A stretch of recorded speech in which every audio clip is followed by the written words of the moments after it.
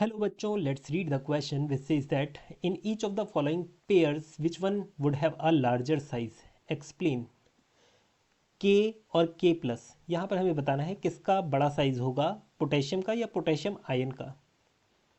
Here the key concept for this question is atomic radius. अब देखिए, एक atom का रेडियस जो होता है, जैसे न्यूक्लियस से लेकर आउटर मोस्ट जो शेल होगी, उसका जो इलेक्ट्रॉन होगा वहां से लेकर जो डिस्टेंस होगी उसे ही हम क्या बोलते हैं, एटॉमिक रेडियस कहते हैं.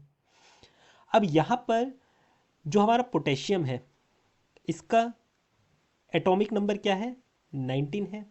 और वहीं पोटेशियम आयन जो है, इसका क्या होगा, पोटेशियम आयन इस साइड लिख देते हैं ताकि दोनों को कंपेयर कर सके, है ना. पोटेशियम आयन का क्या होगा, पोटेशियम आयन मतलब एक इलेक्ट्रॉन इसने लूज कर दिया, मतलब 19 माइनस 1 कितना हुआ, 18. अब यहाँ पर अब देखिए, ये है न्यूक्लियस, ठीक है, पोटेशियम का. इसका भी ऐसे ही न्यूक्लियस होगा सेम. अब इसका जो आउटर मोस्ट शेल है, इसमें एक इलेक्ट्रॉन प्रेजेंट है, पर इसका जो आउटर मोस्ट शेल है ना, इसमें जो इलेक्ट्रॉन था वो इसने डोनेट कर दिया है, लूज कर दिया है, जिसकी वजह से इसके पास सिर्फ अब 18 इलेक्ट्रॉन बचे हैं अंदर वाली शेल का सारे मिलाकर, ठीक है.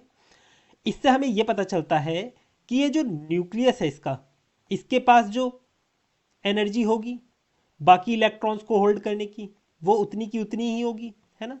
और इसके पास भी उतनी ही होगी, पर इसे थोड़ा एफर्ट जो लग रहा है इसका, वो डिस्ट्रीब्यूट हो जा रहा है इस इलेक्ट्रॉन की तरफ भी, पर इसके पास तो ये इलेक्ट्रॉन है ही नहीं, इसने लूज कर दिया है. मतलब इसका मतलब ये है कि इसके पास जो एनर्जी है, न्यूक्लियस की एनर्जी, वो दोनों की ही सेम है, न्यूक्लियस की एनर्जी दोनों की ही सेम है.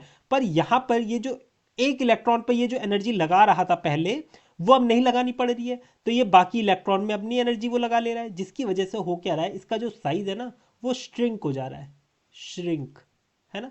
पर इसका साइज उतना का उतना ही है जैसे पहले ही था, क्योंकि इसने तो इलेक्ट्रॉन अपना लूज ही नहीं करा है ना. तो इससे हमें क्या पता चलता है, लार्जर साइज किसका होगा, इस पोटेशियम का होगा लार्जर साइज. इसका क्यों नहीं होगा, क्योंकि इसने अपना एक इलेक्ट्रॉन लूज कर दिया है.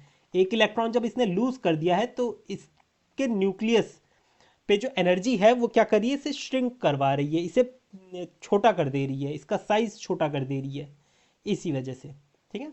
तो हम इसका कैसे लिख सकते हैं एक्सप्लेनेशन, इसका एक्सप्लेनेशन हम इस तरीके से लिख सकते हैं, K has larger size, larger size compare to K plus. अब इसका रीजन क्या है, because the nuclear charge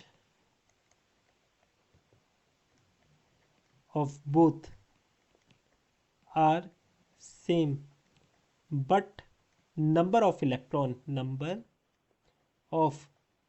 electrons in K plus is less, which